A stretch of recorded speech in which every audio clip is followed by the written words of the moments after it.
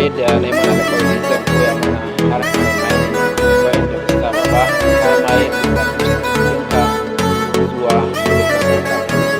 A yanzu muna gaba da an yi launching na coins kana son ka da shi a kasuwa.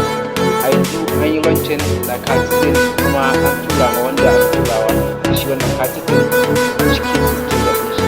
To ni yanzu ga a cikin Binance ɗina kuma yanzu an saka wannan Cardizal a cikin system da wannan Binance. Don haka abin da za a yi shi ne idan mun shiga cikin system da mu ga ɓangaren spot, wace ɓangaren spot ne to ga Cardizal ɗin ga shi a kan ɓangaren mu guda biyu ne yana buga dala ɗaya. To inda aka rubuta alamar trade ɗin a ƙasa shi za mu taɓa. Idan muka taɓa wajen trade a ƙasa a can sama za ka ga Cardizal/USDT, to a nan sai ka bar shi haka. Idan kuma ka ga dama kana so ka canja wani coins ne wanda ba Cardizal ba, nan dai za ka taɓa alamar wannan cross, wannan alamar abin sai ka taɓa shi sai ka yi sajin coins ne. Mu ɗauki misali da Bitcoin kenan. Muna sajin ɗin shi za su nuna mana shi. To amma yanzu ba shi ne za mu ba, za mu kuma akan abin da muke a ƙarshe wato coins da ayi launching ɗin shi. To ga Cardizal a yanzu ga shi ɓangaren sell, sai mu taɓa inda aka rubuta alamar sell ɗin nan ga shi. Ga wajen limit sai mu taɓa ɓangaren limit ɗin nan zaɓi market limit.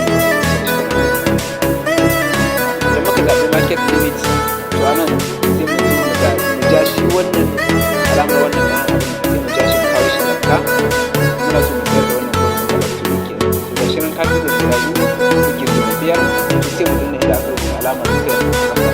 Idan muka danna sell ga shi za mu ga ya ce mana ko da ga shi ke nan da mu biyar. Wannan coin ɗin namu ya riga ya zama yau. Za mu kuma kan balance ɗin mu ɓangaren wallet ɗin mu muka ɗan yi refresh za ka cewa wannan kuɗin ya dawo ɓangaren ya ba mu USDT ɗaya da dubu bakwai. To wannan USDT ɗaya da dubu bakwai ɗin nan yana da kyau ka bi hanyar da za ka bi mai fi sauƙi wajen cirewa zuwa wallet ɗinka. Don haka idan ka ce za ka yi kuɗin shi to zai zama an canye wato abin an caji ka kuɗi da yawa sosai. To abin da za mu yi a shi ga inda aka rubuta alamar trade sai mu zo mu da ɓangaren trade ɗin nan sai mu sake zuwa mu zaɓa ɓangaren Cardizal mu canja shi da Cardizal mai da shi Litecoin. Litecoin shi ne mafi sauƙi sai mu zaɓi Litecoin shi ne mafi sauƙi a sai mu zaɓa Litecoin LTC sai mu zaɓa shi kenan. Muna da LTC sai mu danna sell mu danna buy ɗin nan gashi ɓangaren da yake da sai yanzu sai ya ne zaɓi sai mu sayi USDT sai Litecoin a nan sai mu zo mu ja shi wannan balance ɗin mu na USDT ɗin mu sai mu danna inda aka rubuta alamar buy ɗin nan. Muna danna buy ɗin nan za ka ga cewa ya yi ƙasa amma muna iya mu yi converting ɗin shi sai mu danna ɓangaren try to convert.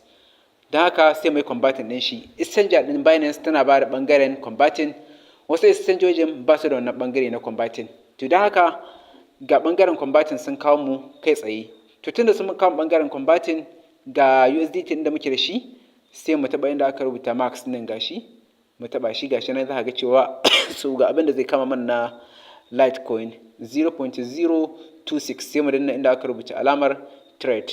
Muna danna trade ɗin nan za ka ga cewa mu danna confirm again kafin wannan sakonnin su gama za ka ga cewa mu danna shewa ɗin nan kai tsaye ka ga cewa shikenan mun riga mai converting ɗin shi zuwa Litecoin. To daga nan sai mu ɗauki wallet address ɗinmu na Litecoin mu zo da shi a cikin exchanger ɗin Binance sai mu cire shi wannan Litecoin.